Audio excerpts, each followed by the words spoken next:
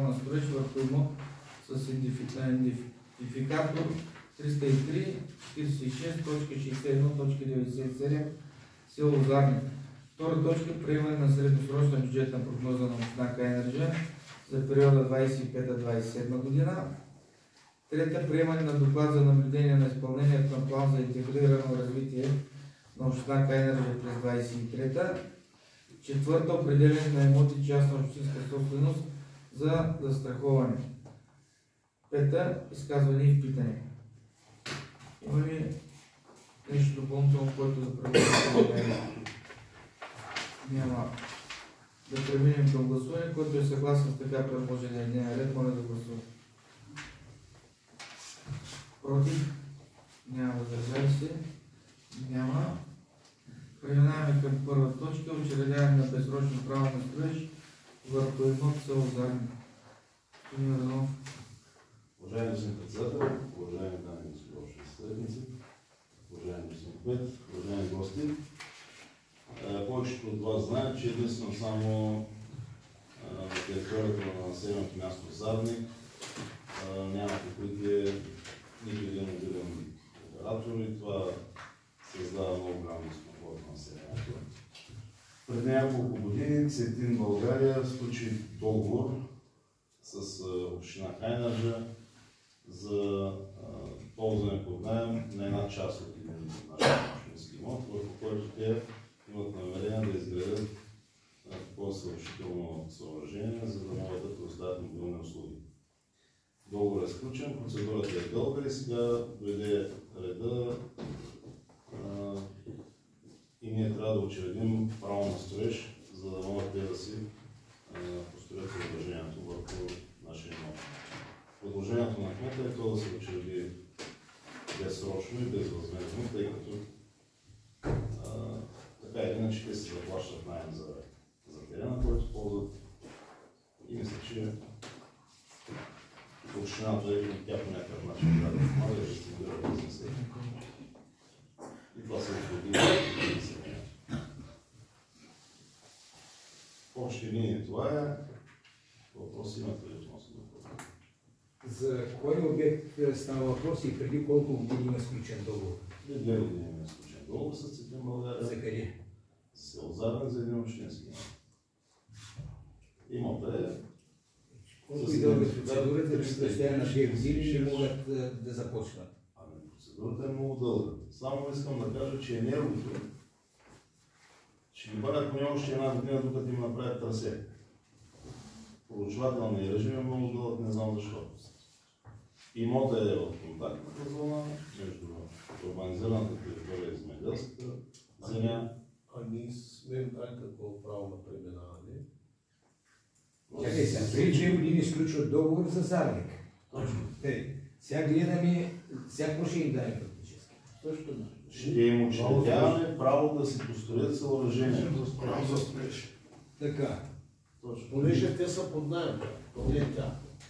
И собственика на имота, той дава право на някой, това е учредено вечно право, да построи съоръжение или нали, сграда. Общината има законно право да даде върху своя имот, право на някой да построи нещо. А те наем на общината ще плащат? Ти плащат, разбира се. Не скачат, те има договор. Те си имат си договор. плащат. Защото пише безвъзмездно и има чашка малко. Безвъзмездно, тъй като самото право на учредяване на строеж, то може да бъде възмездно, може да бъде безвъзмездно. Възмездното то се заплаща еднократно и това е. Но найма, който те заплащат, е достатъчно благоприятен, за което да има Мобилен оператор, Цветин България. Фирмата така се. Да, фирмата. Да. те собствените се смеяха няколко пъти, това си е ето. Това е ето. Но процедурата наистина е много дълга, тъй като той се води земеделска земя, трябваше да се сменя предназначението на имота, те са дълги процедури с решение на министъра от народа са в държавния вестник. Наистина е дълга процедурата, не е интересна. И ние им дадахме право да прикарат там, да стресят това. Ами ние помагаме по всякакъв начин, но така или иначе Само нещата се случват бавно. Може да се случва. 30 вече години. Не. Може да стане. Не, ти като почнеш да бързо. То самото монтиране ще стане много бързо. Документация ще бъде. Ще направим 10 км. Документацията е много. Умишлено съм казал през възможността, нали, да ги стимулираме, или работим за тях. Селото има нужда. Така. Другите от селото не ги гласуват, заради жалеят, ще гласуват. Въпрос имате ли? Относно това. Още 4 години бах почнал. Телевизията. То с вас те трябва да се говори. Господин Русев, телевизията. Докато свикли, все се живее. Колеги, има ли въпроси? Няма. Добре, ако няма, като преминем към гласуване, който е съгласен с така предложеното решение, моля да гласува. Против? Няма, въздържали се? Няма, приема се. Преминаваме към следващата доклада. Приемане на средносрочна бюджетна прогноза на община Кайнери за периода 25-27. Няма тя. Деница отсъства. Аз съм говорил с нея. Значи материалите са доста обемисти. Това е нещо, което тя като финансов директор трябва да го направи, да го изпълни. Всичко е описано подробно до стотинката. Какво включва самата прогноза.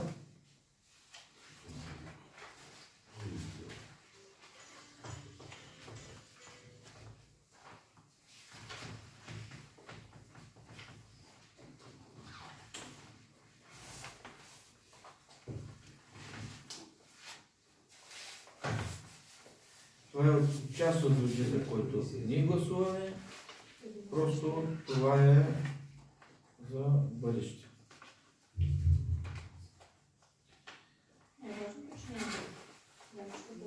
Няма да има дълг. С парите, които разполагаме и които ще привлечем, нали, по програми, с това ще работи. В този момент.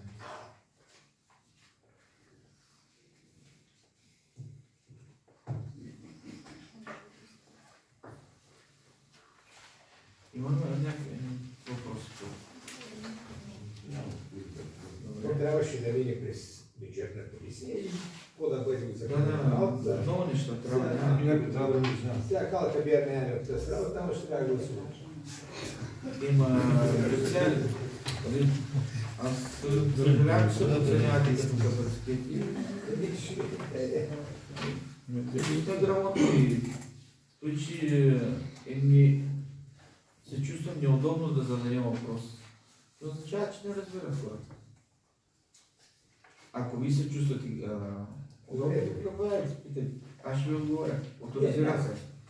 И да ми обясняваш, няма да разбирате. Добре.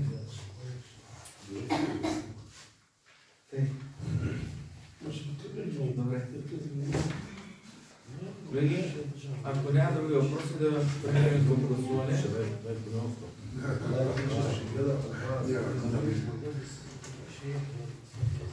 Преминаваме към гласуване, което е за одобряване на средносрочна бюджетна прогноза от община Кайнери за периода 25-27 година. Моля да гласуваме. Против? Няма, въздържали се? Суна и Бог.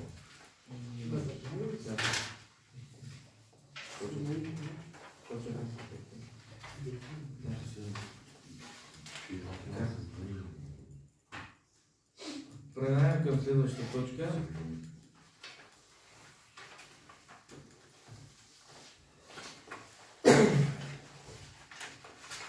Доклад за наблюдение на изпълнението на плана за интегрирано развитие на община Кайнери през 2023 година. Уважаеми господин председател, уважаеми общински съветници, уважаеми господин Ципе, във връзка с това, че има спуснати насоки на базата на правилника за неговото прилагане, всяка община да си изработва план за интегрирано развитие за 7 годишен период. Тъй като вие сега от ноември месец започнахте работа в общината, някои от вас може би не са успяли да разгледат, че вече имаме такъв план за периода 2021-2027 година. Всяка година правим доклад за изпълнение на този план за интегрирано развитие. За предходните периоди се наричаше Общински план за развитие.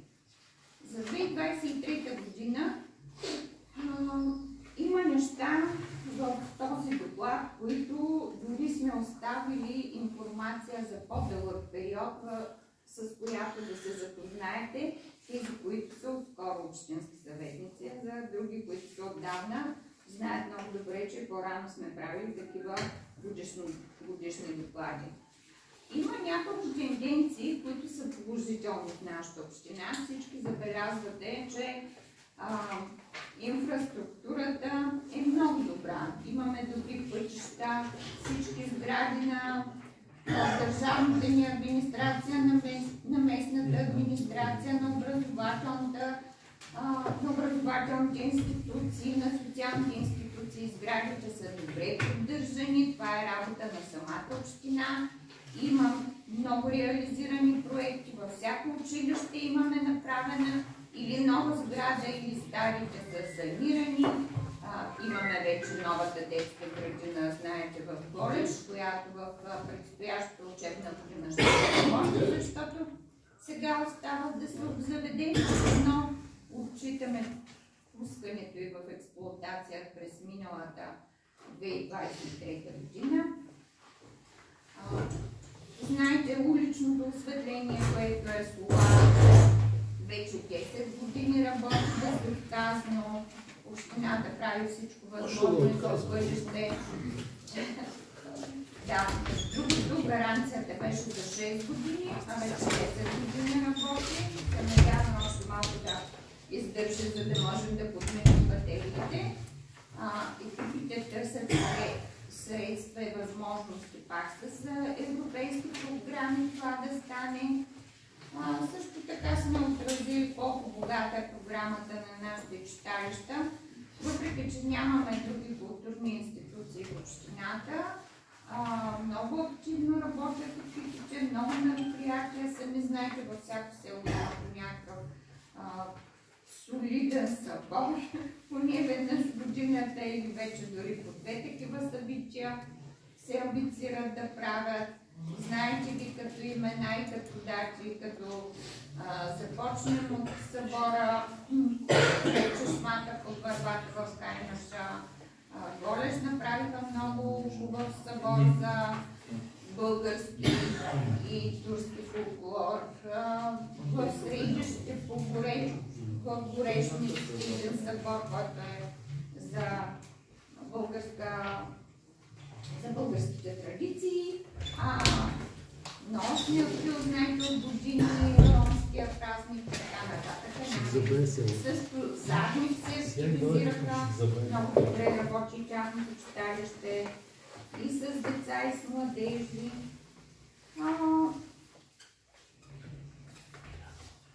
Преди години общината е била до 7700 човека. Имало е години, в които много спада населението. 2011 година е била най-ниската бройка като население. И след това започваме леко да покачваме. Като доскоро бяха близо 5800-5900 населението, сега можем да кажем твърдо над 6000 население вече има. 6000. Мотивираме да правим децата. Лошото е, че младите семейства отиват в чужбина и си вземат децата там. В една от предходните учебни години много добър анализ бяхме направили при движението на децата в образователните институции. От 78 деца напуснали образователната система в нея учебна година, 75 от тях бяха заминали в чужбина. Говорим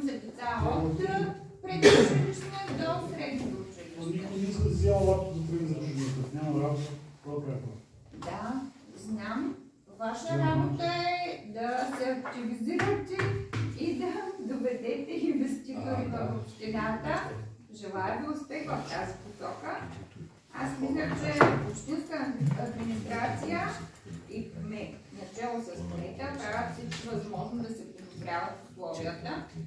И всяко ваше предложение ще бъде обмислено и внедрено в следващите оптимизации на плана, защото той остава отворен, могат да се добавят предложения, които са ефективни.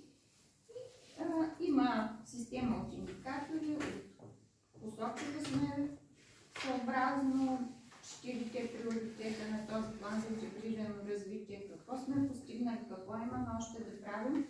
И ако имате някакви въпроси, заповядайте. Благодаря за доклада. Изчетал го обстойно. Обаче, по принцип би трябвало да е била за изтеклата 23. Точно така, да. За изтеклата. Да. А като отидем на страничката, която е за безработица, естествено, с друг подобрям, там обаче е изписано на територията на общината относителен дял на заетите в общината към 31 декември 2020. Значи аз споменах, че имаме неща, които сме запазили като стари данни, за да може да има една ретроспекция и да има възможност и новите общински съветници да се запознаят с нещата. Някои неща, самата статистика има стари данни. Което това не е вярно 18%, засякахме до днеска, не 18% към 20 година. Ако искате данни към 23-та е 3%, 31% към 23-та година. Само числата предлагам да се коригират 2, 3, 1, 3, 3. 2, 3, 1, те с готовност да... защото нали ще се качва. Приемам предложението, защото ви ми пращахте един бюлетин, който след смяната на вашия имейл, извинявам се, спряха да ми го пращат. И няма да ви учи. Да, не успях да взема новите данни, малко така, само да кажа и това да се правите ще го правя. като точки. 2, 3, 1, 2 безработица. Следващото 2, 3, 1, 3 здравеопазване. Следващото почва 2, 3, 5. Да, 2, 3, 4 да дойде. да. Управете го да, защото поне видимо така да не се набива. И следващото 2, 3, 5 да бъде култура. Само Видях, да. Просто четвъртата листа, да. Страничка 8. Предполагам, че цитират един и същи ден фолклорен събор за турски и български фолклор. По читалищата на колеж и средище цитирано, предполагам, едно и също нещо, обаче на читалището на колеж е цитирана дата 27 май, а пък на средище пак за същото нещо 29 май. Нали за една и съща дата се предполага, че става въпрос? Една и съща дата, обаче... Техническа грешка. Да, няма. Те много технически грешки са. Един и същи събор, един път е направен на 27 май в Колеж, а пък средище го цитирате, че е на 29 май. Значи това сме го вземали директно от докладите. Да, Много се извинявам, че не сме го съобразили. Да, ще видим коя е истинската дата. Ще направи впечатление да бъде. По-скоро сме го преметнали в поглеждането и че наистина там са се разминали двете читалища. Извинявам се за което. А само и тази думичка по образование. Трябва да е и тази думичка. Така ли?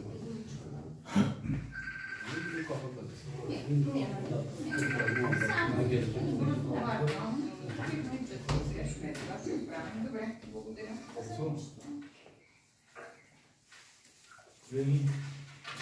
Русия, имаш ли въпрос? Имам още. На страничка 10, там където са нашите проекти и програми, просто мога да продиктувам как трябва да бъде разписано, защото пак е една част написана. Добре. За да се намали безработицата, пише тук в координация с 9 силистра към Агенция по заетостта са осъществени няколко проекта, пиши, по национални програми. Няма, не съществува такова нещо, проект по национален бюджет. Няма такова нещо. Поне го разпишете правилно, ще го продиктувам как да бъде разписано, но не е проект по национални програми. Проектите са отделни, националните програми са отделни. Проектите са по ОПРЧР с програмен период 14-20, а в националните програми са от НПРЗ, национален план за действие по заетостта. Няма програми по национални, няма проекти по национални програми. Това са две различни неща. Ще го оставим само национално. Няма да оставим само национални. По национални нямаме 400 хиляди, няма как да го оставим. Трябва да напишем проекти по ОПРЧР и национални. Добре, ще го напишем по двете. Да, проекти по ОПРЧР, оперативна програма развитие на човешките ресурси, ще го продиктувам точно как да бъде написано, но такова нещо не съществува. Поне да бъде правилно да се Готово е. Готово. Не, готово няма проблем да гласуваме. Ставаше дума за технически грешки. Мисля, че 27 или 29. Няма проблем. Всичко си трябва само технически грешки да се напишат правилно. Или други въпроси? Искам да кажа нещо ли? Това, че от 2011 година се повиши раждаемостта в общината, той мога да поздравя и Любен Сиев, ама той, че прогони пък хората от Кайнажа, не мога да поздравя. Тук ни останаха младежи, няма ни раждаемост. От 20 години моя ден дигнахме и на сватба тук в Кайнажа да видим малко. Сватби. Топката рекната към вас. За Кайнажа не мога прости. И, за съжаление, най-вероятно жителите на Кайнържи не одобряват нали, как да кажа, и социалната, и нали, инфраструктура, земети, пътна инфраструктура. Нали, да, няма как да доведем инвеститори без първоначално да имаме пътна инфраструктура, добра социална инфраструктура, като училища, детски градини, здравни служби и тем подобни, включая нали, бюро по труда, социални грижи. Ако тия неща ги няма да има никой. Нали, това е мое мнение, че една община първо трябва да работи за добра социална инфраструктура, пътна и оттам нататък може би нещата от само себе си се наредят по-лека. Нали, към това включвам и мобилните оператори, както има проблема в село Зарник, както проблема стоеше и на дневен ред преди години в село Светслав, но се реши. Да, не става с магическа пръчка, защото не зависи нито от администрация, ни някой път от нас. Това е държава, вие само Кайнаж.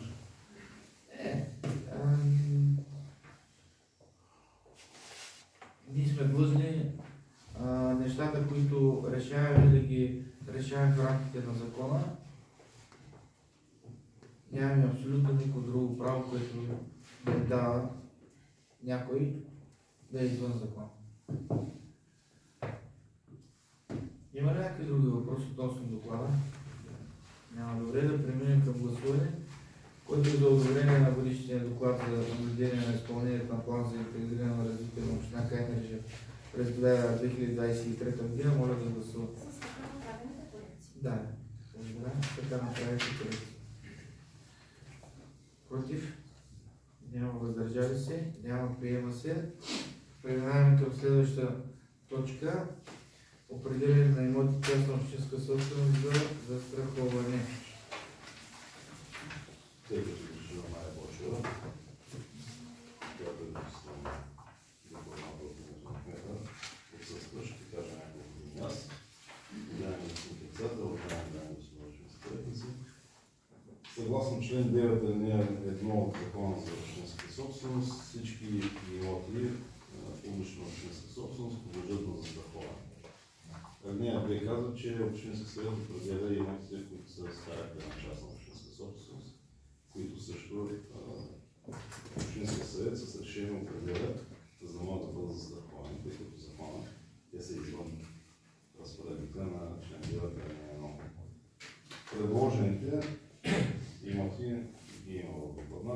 живеят. Те по никакъв начин не се различават от имотите, които са предложени предната година.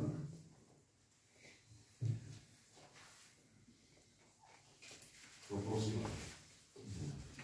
По какъв начин ще изберете застрахователната компания, която да застраховат тези имоти? Госпожа Плачева може да отговаря на въпроса. Аз мисля, че по традиция работят с един застраховател, който им прави много изгодни застрахователни премии. Това мисля, че тези са. Може да я подреда, допълнително може да се не. Въпросът е за чисто да. Значи те се правят групови, тя не се правят индивидуални застраховки, за да могат застрахователните премии да бъдат по-привлекателни.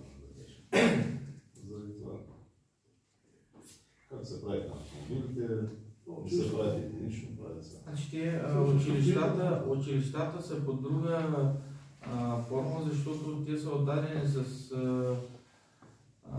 договор за найем за управление. Там са тези... да. И това Доможанка е бивши Нали, кое? Место. Това е кместо. Да.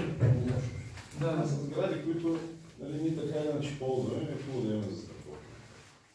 Защото стават събития, и тук нямаше в района ток. Реално са не са категоризирани като използваеми сгради, примерно нали, старата администрация, където сградата има само една дежурна долу. Тук администрацията нали, има си, да, те си има отделна застраховка. Но те са сгради, които нали, утре ако стане бедствие нещо, това род може да са нали, наши са. Имаме нужда да тъй като с граждана частна, общинска собственост. Решението трябва да взема общинска собственост. Други въпроси има? Мисля, ще да минава през обществена поръчка и може да бъде дори по-изгодно. Няма как да мине през обществена поръчка това нещо, при положение, че там минимум е 50 000 лева. Точно така. Имаме едни прагове, които няма как. Добре. Ако не се надвишат, ние да използваме разпоредбите на Закона за обществените поръчки. Плюс това, една процедура съгласно ЗОП изисква много време. Не дай се Боже някой да обжалва. И застраховките обикновено трябва тук точно и сега, както на автомобил, така и на сграда. Изтича, тя трябва да се препокрие. Една процедура по ЗОП може да отиде до септември. Остави процедурите, има одит всяка година и ако одита установи, че има направени застраховки над 50 000 лева и ще задължи общината автоматично. Те не ги достигат тия... Не сме много по-правилни. Мисля, че стига застраховане. Ние говорим абсолютно всичко, което се застрахова, защото ние застраховаме. Застраховаме автомобили, публична общинска собственост. И така иначе сме много по-правилни за обществена поръчка. Всяка година има годишен одитен доклад на общината, който е публичен и там аз ще ви дам един прост пример преди колко години беше, сега ще ви излъжа. Пазарят химикали, листа и в един момент при един аудит се оказа, че трябва да правят обществена поръчка, защото влизат вместо средищите кмет, нали, цялата община, което пазари като канцеларски материали, се оказа, че надвишава това и ги накараха да минат на обществена поръчка на доставки. Нали? Защо се следи? Не сме излязли в това. То не е по желание, то е по някакви норми и наредби. Колеги, има ли въпроси към доклада? Добре, да я гласуваме. Тогава, който е съгласен с така предложените обекти за застраховане, моля да гласува. Против? Няма. Въздържали се? Няма. Преминаваме към последна точка, изказване и питания. Има ли някой нещо да каже?